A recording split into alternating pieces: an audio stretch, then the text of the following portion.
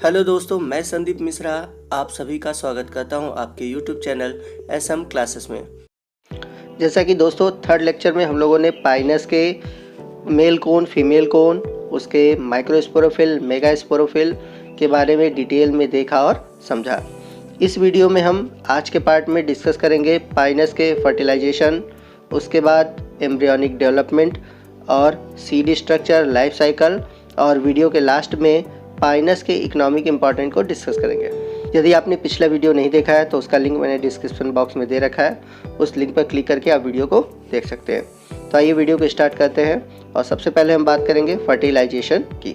तो फर्टिलाइजेशन से रिलेटेड मैंने पिछले पार्ट में भी बताया है एनिमेशन के थ्रू, तो मैं बस इसमें आपको सिंपली थोड़ा सा फर्टिलाइजेशन के बारे में बताऊँगा। The tip of the pollen tube soon burst and both the male gametes become free. Only one of the male gamete fuse with the egg and form zygote or oospore.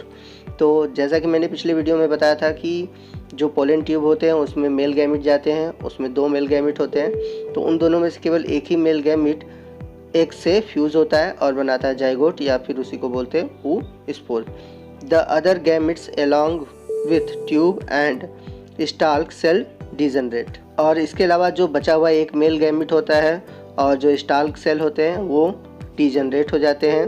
The oospore begin diploid represent the first cell of sporophyte. तो fertilisation के बाद जो zygote बनता है या फिर जो oospore बनता है वो एक तरह से स्पोरोफिटिक जनरेशन की पहली अवस्था होती है। The oospore nucleus divide twice mitotically into 4 nuclei which migrate toward the base. तो फर्टिलाइजेशन के बाद जो बना हुआ oospore होता है उसका न्यूक्लियस डिवाइड होता है, 2 बार माइटोटिक डिवीजन होता है और जिसके फलस्वरूप 4 न्यूक्लियाई बनते हैं जो कि बेस पर चले जाते हैं। They arrange in one plane and divide again forming 8 nuclei, और वे अरेंज होते हैं और फिर से डिवाइड होते हैं माइटोटिक डिवीजन के थ्रू। इस प्रकार 8 कोशिकाएं बन जाती हैं। These nuclei become arrange in 2 tier of 4 nucleus each, और ये जो 8 न्यूक्लियस होते हैं वो 2 टीयर अर्थात 2 स्तर में बदल जाते हैं, जिसमें कि प्रत्येक स्तर में 4 केंद्रक होते हैं। Wall formation take place forming lower tier and upper tier. Both the tier divide again give rise to 4 tiered proembryo. तो इस प्रकार जो 2 स्तर बने थे अर्थात 2 टीयर बने थे उनमें वाल का फॉर्मेशन होता है और इस प्रकार 2 टीयर बन जाते हैं, अपर एंड लोअर टीयर, और ये दोनों फिर से डिवाइड होते हैं और इस 2 टीयर से 4 और टीयर बनते हैं जिन्हें हम बोलते हैं proembryo. The 4 tier of proembryo are. तो आइए जानते हैं कि प्रो एम्ब्रियो के ये 4 टीयर कौन कौन से हैं। तो पहला है embryonal tier which form the embryo. तो सबसे पहला है एम्ब्रियोल टीयर जो कि एम्ब्रियो का फॉर्मेशन करता है। सेकेंड है suspensor tier which elongate and give rise to long suspension. तो जो सस्पेंसन टीयर होता है वो बड़ा होता है और सस्पेंसन का फॉर्मेशन करता है। थर्ड है rosette tier. Rosette tier in between the suspension and nutritive tier. तो जो रोसेट टीयर होते हैं वो सस्पेंसन और न्यूट्रेटिव टीयर के बीच में पाए जाते हैं। और जो लास्ट है वो है nutritive tier provide nutrition to the remaining proembryo, जो कि जितने भी प्रो एम्ब्रियो हैं उसको न्यूट्रिशन प्रदान करता है। All the 4 cells of suspensor tear elongate very much and soon become very long. तो जितने भी आपके सस्पेंशन टीयर के 4 सेल थे वो इलोंगेट होते हैं, बहुत बड़े होते हैं और इस प्रकार एक बहुत लंबी संरचना बना देते हैं। The embryonal cell are thrust down into the food containing cell of endosperm। तो जो एम्ब्रियोनल सेल होते हैं वो नीचे की ओर आगे जाते हैं और जो फीमेल गैमेटोफाइट में फूड कंटेनिंग सेल होता है जिसे हम बोलते हैं इंडोस्पर्म, उससे न्यूट्रिशन लेते हैं। The cell of the embryonal tier divide and interpose another tier between them and primary suspension. These cell form secondary suspension cell. All the 4 cell of the embryonal tier separate from the another and develop into 4 independent embryo। तो embryonal tier के जितने भी 4 कोशिकाएं होती हैं वो एक दूसरे से अलग होती हैं, डिवाइड होती हैं और इस प्रकार से 4 इंडिपेंडेंट एम्ब्रियो का फॉर्मेशन करती हैं। The formation of more than one embryo from the oosphere is called poly embryo. तो जैसा कि मैंने बताया था कि जब एम्ब्रियो के डेवलपमेंट से एक से अधिक एम्ब्रियो बनते हैं तो उसे हम बोलते हैं पॉली एम्ब्रियो। तो जब जाइगोट का डिवीज़न होता है और उस डिवीज़न के थ्रू एक से अधिक एम्ब्रियो का फॉर्मेशन होता है और यही कंडीशन कहलाता है polyembryony. In Pinus only one embryo is present in seed at maturity as food is not sufficient for the survival of many embryo. तो पाइनस के केस में उसके सीड में केवल एक ही एम्ब्रियो पाया जाता है मैच्योरिटी के समय, बाकी जितने भी एम्ब्रियो होते हैं वे सभी डिजेनरेट हो जाते हैं। और ऐसा इसलिए होता है कि सभी एम्ब्रियो के लिए जो फूड होता है सीड में पर्याप्त मात्रा में नहीं रहता। तो आइए पूरे प्रोसीजर को हम लोग एनिमेशन के थ्रू देखते हैं। तो जैसा कि मैंने बताया था कि जो फर्टिलाइजेशन होता है, फर्टिलाइजेशन के समय जो पोलन ट्यूब होता है वो ब्रस्ट करता है, उसमें से 2 मेल गैमिट निकलते हैं और उसमें से एक मेल गैमिट एक सेल से फ्यूज़ करता है और इस तरह फॉर्मेशन होता है जाइगोट का। और बाकी जो बचा मेल गैमिट और एक स्टाल सेल होता है वो डिजेनरेट हो जाते हैं और इस तरह फॉर्मेशन हो जाता है जाइगोट का। और ये सभी पूरी जो प्रोसीजर है आप देख सकते हैं कि ये फीमेल गैमेटोफाइट के अंदर होता है। और हम सभी जानते हैं कि जो फीमेल गैमेटोफाइट होते हैं वो मेगास्पोरेंजियम के अंदर ही पाए जाते हैं। तो आप एनिमेशन में देख सकते हैं पूरे फीमेल गैमेटोफाइट को। आइए अब हम डिस्कस करेंगे कि कैसे फॉर्मेशन होता है एम्ब्रियो का और सीड का।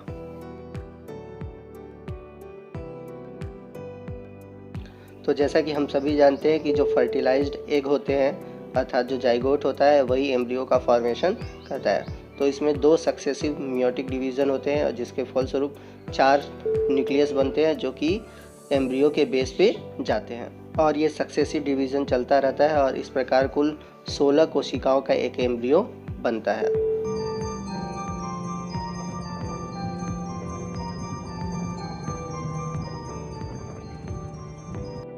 तो जैसा कि हम सभी जानते हैं कि आर्चिगोनियम के अंदर ही एक सेल पाया जाता है। तो आगे जो डिवीज़न के फलस्वरूप जो 4 कोशिकाएं बनी हैं एम्ब्रियो की वो कहलाती हैं एम्ब्रियोनिक इनिशियल और उसके बाद जो पीछे की ओर 4 कोशिकाएं होती हैं उन्हें बोलते हैं हम सस्पेंशन इनिशियल। तो ये जो सस्पेंशन कोशिकाएं होती हैं वो आगे की ओर बढ़ती हैं और आर्चिगोनियम के बाहर आ जाती हैं और इस प्रकार आगे बढ़ते बढ़ते जो सस्पेंशन कोशिकाएं होती हैं कोरिजन कैविटी का फॉर्मेशन करती हैं और आगे की तरफ जो 4 एम्ब्रियोनल इनिशियल सेल होती हैं वो एक दूसरे से अलग होती हैं और इसमें सस्पेंशन जो इनिशियल होते हैं या सस्पेंशन जो सेल होते हैं वो और बड़े होते जाते हैं और इनमें कंपटीशन चलता है और इस प्रकार इसमें पॉली एम्ब्रियो का फॉर्मेशन होता है। तो इन सभी एम्ब्रियो में केवल एक ही एम्ब्रियो सर्वाइव करता है, बाकी जितने भी एम्ब्रियो होते हैं वे सभी डिजेनरेट हो जाते हैं। तो जो डोमिनेंट एम्ब्रियो था वो डेवलप करता है और ऊपर की ओर एपिकल मेरिस्टेम का फॉर्मेशन करता है और इसके जो एपिकल मेरिस्टेम होते हैं वो ढेर सारे कॉटिलीडन का फॉर्मेशन करते हैं और कॉटिलीडन के अंदर जो इलोंगेटेड सेल होते हैं जो कि सस्पेंशन के थ्रू बने हैं वो रूट और स्टेम का फॉर्मेशन करते हैं और एपिकल मेरिस्टेम से रूट कैप का फॉर्मेशन हो जाता है। और इस प्रकार जो सर्वाइवल एम्ब्रियो होता है वो फीमेल गैमेटोफाइट के इंडोस्पर्म से न्यूट्रिशन लेता है और इस प्रकार जो एम्ब्रियो है वो सीड का फॉर्मेशन करता है और फीमेल गैमेट के अंदर इनक्लोज रहता है और एक प्रकार से सीड का फॉर्मेशन हो जाता है और इस कंडीशन में वो डॉर्मेंसी स्टेज में रहता है। जैसा कि आप एनिमेशन में देख सकते हैं कैसे सीड का फॉर्मेशन होता है। तो वाटर एब्जॉर्प्शन के बाद सीड का जर्मिनेशन स्टार्ट होता है। सीड क्या करता है कि वाटर और न्यूट्रिशन को एब्जॉर्ब करता है और जो आपके रूट इनिशिएशन थे वो वाटर एब्जॉर्ब करके सॉइल के अंदर जाते हैं। पेनिट्रेट करने के बाद ऊपर की ओर जो कॉटिलीडन होते हैं वो ब्रस्ट करते हैं और इस प्रकार फॉर्मेशन कर देते हैं न्यू स्पोरोफिटिक जनरेशन का। और ये न्यू स्पोरोफिटिक जनरेशन में जो ऊपर की ओर कॉटिलीडन होते हैं उसमें क्लोरोप्लास्ट पाए जाते हैं जिसके कारण उनमें फोटोसिंथेसिस स्टार्ट होता है और इस प्रकार नए स्पोरोफाइट प्लांट का फॉर्मेशन हो जाता है। तो आइए नेक्स्ट हम लोग डिस्कस करते हैं कि कैसे सीड का फॉर्मेशन होता है, सीड के स्ट्रक्चर क्या होते हैं और कैसे सीड जर्मिनेट करता है। The seed is covered over with a hard shell और सीड कोट। तो जो सीड होता है पाइनस का वो एक हार्ड कोट के थ्रू कवर्ड होता है जिसे हम बोलते हैं seed coat. The outer part of seed coat is testa develop from a middle stony layer of ovule. तो सीड कोट का जो सबसे आउटर पार्ट होता है उसको हम बोलते हैं टेस्टा, जिसका फॉर्मेशन ओव्यूल के मिडिल पार्ट से होता है जो कि एक स्टोनी लेयर है। Testa encloses a brown papery tegmen develop from the fleshy layer. और जो सीड कोट का टेस्टा वाला भाग होता है वो एक ब्राउन पेपरी टेगमेंट को इनक्लोज किए रहता है, जिसका फॉर्मेशन इनर फ्लेसी लेयर से हुआ होता है। The tegmen surround white fleshy endosperm. और जो टेगमेंट होते हैं वो सफ़ेद कलर के फ्लेसी इंडोस्पर्म से घिरे होते हैं। The nuclear cap is present toward the pointed end of endosperm. Enclose by the endosperm is present the embryo. और जो इंडोस्पर्म होता है उसके इंड पॉइंट पर न्यूक्लियर कैप पाया जाता है और जो एम्ब्रियो होता है इसी इंडोस्पर्म के अंदर इनक्लोज होता है। The mature embryo is differentiated into following part. तो जैसा कि हम लोगों ने पीछे की ओर एनिमेशन में देखा कि कैसे फॉर्मेशन होता है एम्ब्रियो का, तो यहाँ पर हम देखेंगे कि सीड के अंदर जो एम्ब्रियो होते हैं उनके कितने पार्ट होते हैं। तो सबसे पहला पार्ट है कॉटलीडन, 3 to 8 कॉटलीडन। तो जैसे मैंने बताया था कि इमेज में आपने देखा कि ढेर सारे कॉटलीडन होते हैं, तो जनरली इनकी संख्या होती है 3 से लेकर 8 तक।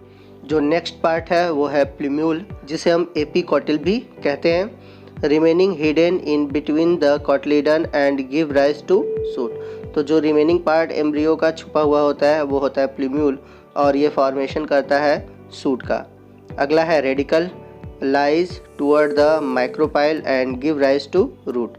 तो याद रखिएगा जो माइक्रोपाइलर रीजन की तरफ पार्ट होता है वो होता है रेडिकल और इसी से रूट का फॉर्मेशन होता है। और एक चीज़ हमेशा याद रखिएगा, हमेशा रेडिकल से ही रूट का फॉर्मेशन होता है और प्लूम्यूल से फॉर्मेशन होता है सूट का। नेक्स्ट और लास्ट पार्ट है hypocotyl, lie in between plumule and radical. तो ये जो पार्ट होता है ये प्लूम्यूल और रेडिकल के बीच में पाया जाता है। तो अभी तक हम लोगों ने देखा कि कैसे एम्ब्रियो का फॉर्मेशन होता है, सीड कैसे होते हैं और सीड के अंदर जो एम्ब्रियो होता है उसके पार्ट क्या होते हैं। नेक्स्ट हम लोग डिस्कस करेंगे जर्मिनेशन ऑफ सीड, कैसे सीड जर्मिनेट करता है। At maturity a thin layer of ovuliferous scale fuses with the testa of the seed in the form of a wing. The wings help in the dispersal of seed. The mature seed represent 3 generation. तो जब seed mature हो जाते हैं तो जो ओव्यूलिफेरस scale होता है वो फ्यूज़ करके विंग्स का फॉर्मेशन करता है जो कि सीड कोट से जुड़े होते हैं। This wings help in dispersal of seed. और यही विंग्स सीड के डिस्पर्जल में सहायता करते हैं। तो वहीं बात करें अगर हम सीड की, तो सीड जो होते हैं फॉलोइंग 3 जनरेशन को रिप्रेजेंट करते हैं। तो सबसे पहले जनरेशन की बात करते हैं जो कि होता है ओल्ड स्पोरोफिटिक जनरेशन। तो जो सीड का टेस्टा, टेगमेन और न्यूसिलस वाला पार्ट है ये स्पोरोफिटिक जनरेशन को रिप्रेजेंट करता है, अर्थात इसमें 2n होता है। वहीं बात करें हम गैमेटोफिटिक जनरेशन की, तो जो सीड का इंडोस्पर्म वाला भाग होता है वो गैमेटोफिटिक जनरेशन को रिप्रेजेंट करता है, क्योंकि हम सभी जानते हैं कि जो जिम्नोस्पर्म होते हैं उनमें इंडोस्पर्म का फॉर्मेशन फर्टिलाइजेशन के पहले हो जाता है, वो हैप्लॉइड होते हैं।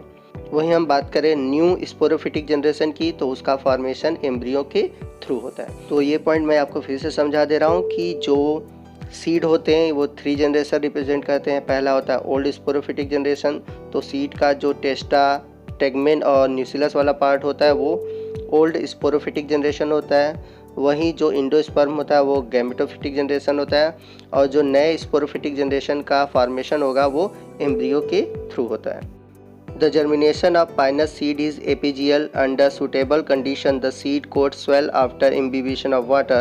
The first part to be emerged through the micropyle in radicle. After the hypocotyl elongate and pushes the cotyledon and other part of the seed out of the soil. तो यदि अगर हम बात करें पाइनस में seed का germination तो वो होता है एपीजियल। तो एपीजियल का मतलब होता है कि जब सीड आपके सॉइल के ऊपर जर्मिनेट करता है तो उसे हम बोलते हैं एपीजियल, और वही अगर सॉइल के अंदर रहता है तो उसको हम बोलते हैं हाइपोजियल। तो जब सूटेबल कंडीशन आता है तो सीड कोट स्वेल कर जाता है वाटर एब्जॉर्ब करके, और इसमें फर्स्ट जो होता है जो माइक्रोपाइलर रीजन पे पाया जाने वाला है रेडिकल है वो फॉर्मेशन करता है रूट का, और जो हाइपोकॉटिल रीजन होता है वो इलोंगेट होता है नीचे की ओर बढ़ता है और इसके साथ साथ ये कॉटिलिडन और जो अदर पार्ट होते हैं एम्ब्रियो को, उनको बाहर करता है। तो नेक्स्ट हम लोग डिस्कस करेंगे पाइनस के लाइफ साइकिल को। तो जैसा कि हम सभी जानते हैं कि जो पाइनस का मेन प्लांट होता है वो स्पोरोफाइट होता है।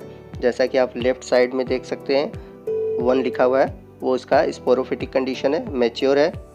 अब इसमें हम सभी जानते हैं कि 2 तरह के कोन बनते हैं, मेल कोन और फीमेल कोन।